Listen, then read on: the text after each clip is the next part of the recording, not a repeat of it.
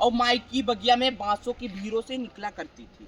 अब बांसों की भीड़ों काट के मंदिर बना दिया गया है। ठीक है, चलते जाइए। सभी को याद है जन्म, वो देखो जन्म स्थान दिखाया ना आपको। अब जिस स्थान पे आप जा रहे हैं वो है मैया का बाल स्वरूप उद्गम, जहाँ मैया खेली कूदी बड़ी हुई थी। इस रास्ते से आप लोग इसलिए नहीं गए, आपकी परिक्रमा खंडित हो जाती, क्योंकि उधर से मैया गई है। ठीक है, इसलिए आप लोग पैदल चल रहे हैं यहाँ से। तो माता नर्मदा का जन्म ऐसे हुआ, समुद्र मंथन हो रहा था दादा। एक तरफ राक्षसगढ़ थे, दूसरी तरफ देवतागढ़ थे। तो राक्षसगढ़ और देवतागढ़ के बीच निकलता है अमृत। जब वह अमृत निकलता है मैया, तो राक्षसगढ़ और देवतागढ़ दोनों ही लड़ाई करने लग जाते हैं। जब लड़ाई करने लग जाते हैं तो राक्षसगढ़ और देवतागढ़ दोनों के बीच में अमृत जो रहता है वह विष के रूप में प्रवर्तित हो जाता है। जब वह विष बन जाता है दादा, तो ना कि राक्षसगढ़ में इतनी हिम्मत थी कि उस विष को पान कर सकते, ना कि देवतागढ़ में इतनी हिम्मत थी कि उस विष को पान कर सकते। जब किसी में इतनी हिम्मत नहीं थी मैया, तो वहां पे आते हैं विष्णु भगवान। विष्णु भगवान सभी को दिमाग देते हैं कि संसार कल्याण में इस विष को कोई भी व्यक्ति पान नहीं कर सकता। केवल एक ही व्यक्ति पान कर सकते हैं, वो हैं देवों के देव महादेव। जब उस विष को देवों के देव महादेव के पास ले जाया जाता है मैया, तो वह पहले अपने हाथ में रखते हैं और सोचते हैं अगर मस्तक में ले जाता हूं तो ब्रह्मा जी को कष्ट पहुंचेगा, और नाभि में ले जाता हूं तो विष्णु भगवान को कष्ट पहुंचेगा। इसलिए जब उस विष को वह पीते हैं तो अपनी कंठ में रोक लेते हैं। उनका कंठ धीरे धीरे नीला पड़ता जाता है। उनके कंठ से एक पसीने का बूंद निकलता है मैया, जो कि कहाँ जाकर गिरता है, रेवा कुंड। जो आपको जन्म निशान दिखाया था ना, वही एक पसीने का बूंद, सुनिएगा ध्यान से, जो एक पसीने का बूंद था दादा, वही एक कन्या के रूप में परिवर्तित हो जाता है। वही थी माता नर्मदा। माता नर्मदा रेवा नायक के यहाँ जन्म ली थी मैया। रेवा नायक जो थे जड़ी बूटी के व्यापारी थे। ठीक है, ये मैया का आप लोगों ने जन्म सुन लिया। अब मैया का शादी विवाह लग्न कैसे टूटता है, कैसे मैया जी का शादी विवाह लग्न टूटा, तो इस जगह का नाम आप सुने, अमरकंठ। अमर का मतलब होता है शिव दादा, और कंठ का मतलब गला।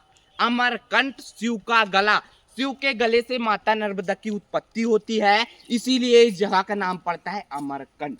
ठीक है, जब माता नर्मदा रेवा नायक के यहाँ जन्म लेती हैं, तो ये जो रास्ता आप लोग देख रहे हैं सामने, ये रास्ता से माता नर्मदा नीचे ही नीचे एक दिन आकर के गुप्त हो जाती हैं। तो रेवा नायक कई दिन तक जब उनको ढूंढते हैं माता नर्मदा को, तो नहीं पाते। एक पेड़ के नीचे विश्राम करने लग जाते हैं। तो ऊपर से आकाशवाणी होता है, मैं माता नर्मदा, मैं अनंत हूँ, मैं शिव से ही उत्पन्न ली हूँ, शिव में ही जाकर समावेश हो जाऊंगी। तो तुम्हारी जितने भी जड़ी बूटियां हैं सारे रत्नों के रूप में परिवर्तित हो चुकी हैं। तुम उन रत्नों से एक मंदिर का निर्माण करवाओ। जो मंदिर बना हुआ है दादा, जो दिखाया था, वो रेवा कुंड के नाम से प्रसिद्ध है। ठीक है, तो माता नर्मदा, ये जो रास्ता आप देख रहे हैं, यहाँ से मैया नीचे नीचे जाती थी माई की बगिया में, और वो माई की बगिया में बांसों की भीड़ों से निकला करती थी। माई की बगिया में माता नर्मदा ने अपना 12 वर्ष तक बचपना बिताया है अपने 5 सखियों के साथ, जोहिला, गुलबकाउली, मालिनी, मलनिया और कपिला। ये मैया की 5 सखियां हैं, जिनके साथ मैया माई की बगिया में खेली कूदी और बड़ी हुई। ठीक है दादा, सुनिए। तो माता नर्मदा का शादी विवाह लग्न तय हो जाता है 12 वर्ष के बाद। किसके साथ तय होता है? सोन जी महाराज के साथ। सोन जी महाराज ब्रह्मा जी के मानस पुत्र थे, आंसू से पैदा लिए थे। एक उनके और भाई थे भद्र जी, दोनों ही आंसू से पैदा लिए थे दादा। तो उनके साथ मैया की शादी विवाह लग्न तय हो गई। यहाँ नहीं तय हुई थी माई की बगिया में, यहाँ से 24 किलोमीटर दूर पड़ता है माई का मंडप। माई के मंडप में माता नर्मदा एक रूम में तैयार हो रही थी दादा, और उनके साथ 5 सखियां थी, जोहिला, गुलबकाउली, मालिनी, मलनिया और कपिला। तो माता नर्मदा अपने सखी जोहिला को बोलती है, जाओ बाहर देख के आओ बारात आया कि नहीं। तो जोहिला बोलती है, माते मेरे वस्त्र गंदे हैं, अगर इस वस्त्र में मैं बाहर जाऊंगी तो बाराती वाले मजाक उड़ाएंगे। इसलिए माता नर्मदा अपने वस्त्र श्रृंगार उतार करके जोहिला को दे देती है। जब जोहिला उसे पहनती है तो पूरे दुल्हन के टाइप से लगने लग जाती है। स्वयं माता नर्मदा उनके गंदे वस्त्र पहन लेती है और शिव जी के ध्यान में लीन हो जाती है। जब जोहिला बाहर निकल कर देखती है दादा, तो सोन जी महाराज जो थे वह सोने के घोड़े में सवार थे। उसे देखकर जोहिला के मन में लालच आ गया। और जोहिला भी कम नहीं दिखती थी, बहुत खूबसूरत और बहुत ही अच्छी दिखती थी राधा।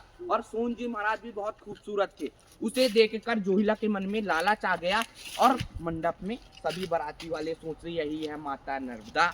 माता नर्मदा समझ करके जोहिला को मंडप पर बैठाल दिया गया। जोहिला, अब माता नर्मदा की जगह में कौन बैठा था? जोहिला बैठी थी। माता नर्मदा शिव जी के ध्यान में लीन हो गई थी। उसके बाद माता नर्मदा जब कुछ देर बाद जोहिला नहीं आती है तो माता नर्मदा सोचती है मेरी सखी जोहिला अभी तक से कर क्या रही है, आप नहीं देखी। माता नर्मदा स्वयं उनके गंदे वस्त्र पहन करके बाहर निकल कर देखती हैं दादा, तो दोनों ही मंडप पर बैठे होते हैं। उधर से सोन जी महाराज भी जाने अनजाने भूले भटके वो भी मंडप पर बैठे होते हैं। तो दोनों ही जब मंडप पर बैठे होते हैं तो माता नर्मदा सोचती है कि मेरी सखी जोहिला मेरे साथ छल कपट कर दी। उसके बाद माता नर्मदा अपना प्रचंड रूप ले लेती है, विराट रूप जिसे कहा जाता है, और जोहिला को एक लात मारती है दादा। तो यहाँ से 10 किलोमीटर दूर फेंकाता है जलेश्वर धाम। जलेश्वर धाम देखे हैं आप लोग? वहाँ एक कुआं देखे होंगे, वहीं से जोहिला का उद्गम बन गया। जो कुआं देखे थे ना, वहीं फेंकाई थी जोहिला। सोचो, माई का मंडप यहाँ से 24 किलोमीटर दूर है, ठीक है ना? वहां से एक लात मारी तो यहाँ से 35 किलोमीटर दूर पड़ता है जलेश्वर धाम। वहां से वहां फेंकाई थी जोहिला, वही एक कुएं में उसका उद्गम बन गया जोहिला का। और माता नर्मदा सोन जी महाराज को मैकल पर्वत को तोड़ते ताड़ते पेंड्रा रोड के आगे पड़ता है सोन बचरवार, एक मंदिर का नाम है दादा। जब माता नर्मदा सोन जी महाराज को दौड़ाते कुदाते ले जा रही थी तो सोन जी महाराज अपने आप को गुप्त ले लिए और माता नर्मदा खोजने में असफल हो गई। इसीलिए उस जगह का नाम पड़ा माता नर्मदा के वार से सोन जी महाराज बच गए। उसके बाद माता नर्मदा वापस आती है दादा और उनकी 4 सखियां बची होती है मैया, जोहिला, गुलबकावली, मालिनी, मलनिया और कपिला। तो जोहिला तो नहीं थी जो फेंका गई थी वहां जलेश्वर धाम में 10 किलोमीटर दूर। उसके बाद जो 4 सखियां बची थी, गुलबकावली, मालिनी, मलनिया और कपिला, तो माता नर्मदा ने अपने 4 सखियों को कहा कि मेरी 4 सखियों, अब मैं उल्टी दिशा की ओर बहूंगी। पहले किधर बैठी थी मैया? इधर बैठी थी, पूर्व की ओर। जिधर अपन जा रहे हैं ना, ये पूर्व है। अब माता नर्मदा पश्चिम की ओर बैठती है, ठीक है मैया? उधर बैठती है। पहले माता नर्मदा का धार इधर आया करता था। माता नर्मदा कन्या से एक जल के रूप में कैसे परिवर्तित होती है, तो देखिए, माता नर्मदा का जब शादी विवाह लग्न टूट गया तो 4 सखियों को मैया ने वरदान दिया, जिसमें से दूसरी सखी थी गुलबकावली। तो गुलबकावली को मैया जी ने यह कहा कि मेरी 4 सखियों सुन लो, अब मैं उल्टी दिशा की ओर बहूंगी। मैं शिव से उत्पन्न हुई हूँ, शिव में ही जाकर समावेश हो जाऊंगी। तो जिसमें से दूसरी सखी थी गुलबकावली। गुलबकावली को माता नर्मदा ने यह वरदान दिया, तुम सदैव एक 12 महीना एक पुष्प के रूप में रहोगी। तुम्हारे पुष्प से एक हरे कलर का पौधा होता है मैया, जिससे व्हाइट कलर का फूल निकलता है। पहले आदिवासी लोग उसको सड़ाते हैं, गलाते हैं, फिर उसका रस निकाल करके एक ड्रॉप में पैक करते हैं। वो आंखों के लिए काम आता है। आंखों में कम दिखना, धुंधलापन, जालापन, मोतिया बिंदु, चश्मा लग गया। 84 साल के बूढ़े का रोशनी ला चुका है। अमरकंटक की सबसे प्रसिद्ध दवा गुलबकावली, माता नर्मदा की सखी, आंखों के लिए काम आता है। अगर चाहिए होगा आप लोगों को तो बता दीजिएगा, उसका मैं प्लांट भी दिखाऊंगा दादा, ठीक है ना? उसके बाद है मैया की दूसरी सखी मालिनी। मालिनी को मैया जी ने यह वरदान दिया, तुम सदैव 12 महीना एक धार के रूप में रहोगी, 12 महीना बहोगी। जो भी तुम्हारे धार से, बाहर से तो आप लोग शुद्ध होते हैं, अंदर से शुद्ध नहीं होते हैं मैया। उस जल आचमन से आगे एक धार पड़ेगा जिसका नाम है मालिनी धारा। उसके जल आचमन से आपका तन मन शुद्ध हो जाएगा और उसके जल आचमन से आप अंदर से भी शुद्ध हो जाएंगे। और मल जो होता है ना, उसके जैसे आप जल छींटे करेंगे ना, तो मल जो होता है, मल यानी होता है पाप, पाप मुक्त हो जाएंगे। उसके बाद वहाँ से आप लोगों का उत्तर तट का परिक्रमा समाप्त हो जाएगा और दक्षिण तट का परिक्रमा आरंभ हो जाएगा। मैं दिखाऊंगा आगे, ठीक है ना? उसके बाद है तीसरी सखी मलनिया। मलनिया महाराज जी असुर सखी है, वो किसी को दिखती नहीं है। वो 1 मिनट में पूरे परिक्रमा वासियों को चक्कर लगा लेती है और यही बताती है, आप ये ना सोचना मैं ये खा रही हूँ, ये पी रही हूँ। छोटे मोटे जीव जंतु जो भी जाने अनजाने आपसे पाप हो जा रहे हैं, ठीक है मैया? उसके लिए वो मलनिया माता नर्मदा को सब बता दे रहे हैं कि ये परिक्रमावासी ये कर रहा है, ये आदमी ये कर रहा है। तो तीसरी सखी ऐसे काम में, और चौथी सखी जो लास्ट सखी थी मैया कपिला जिसे कहा जाता है, कपिला जो थी, जो कपिला थी मैया, तो कपिला जैसे आप लोग जा रहे हैं माता नर्मदा क्रॉस करने, तो कोई भी बालक या बालिका आपको बचाने जरूर आएगी, वो कपिला के रूप में आएगी दादा। अगर उसका बात आप मान जाते हैं तो बच जाएंगे, और नहीं मानते तो जाने वाले को कोई नहीं रोकता। इधर से माता नर्मदा गई हैं, वो आप उसे पार करने जा रहे हैं, तो कोई भी बालक या बालिका आपको बचाने जरूर आएगी।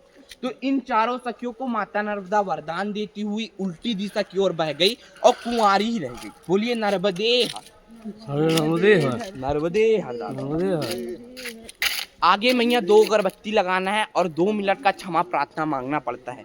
यहाँ से आप लोगों का उत्तर तट का परिक्रमा समाप्त हो जाएगा, अब दक्षिण तट की परिक्रमा आरंभ हो जाएगी। ठीक है, तो जैसे आप लोगों ने नावड़ी पार किया दक्षिण से उत्तर नाव के सहारे, तो भगवान श्री राम जी को भी एक केवट ने पार कराया था, और ये है भव सागर जिसको भाव से पार करते हैं। अभी तक से आप भाव से चलते आए हैं मैया, यहाँ इसको कहा जाता है भव सागर। माई की बगिया में जब आप लोग जाएंगे तो 5 कुंड है, 5 कुंड में रेवा माई बसी हुई हैं। किसी भी कुंड और मंदिर का प्रदक्षिणा मतलब परिक्रमा नहीं लगा सकते। देखो वो हरे कलर का जो प्लांट दिख रहा है ना आप लोगों को सामने, वही है गुलबकावली। आंखों के लिए काम आता है, आंखों में कम दिखना, धुंधलापन, जालापन, मोतिया बिंदु। कोई भी एक लोग यहाँ पे अगरबत्ती लगा लीजिएगा। ये लास्ट कट है मैया, मैया जी का चरण धूपकाठी चलो मैया जी का धूपकाठी जलान, धूपकाठी होगा, बीच में पड़ता है नेवावर। ठीक है, ये मैया जी का लास्ट कट है। यहाँ से मैया की स्टार्टिंग हुई थी, मैया जी का एंडिंग हुआ वहाँ गुजरात भरूच मेथी तलाई।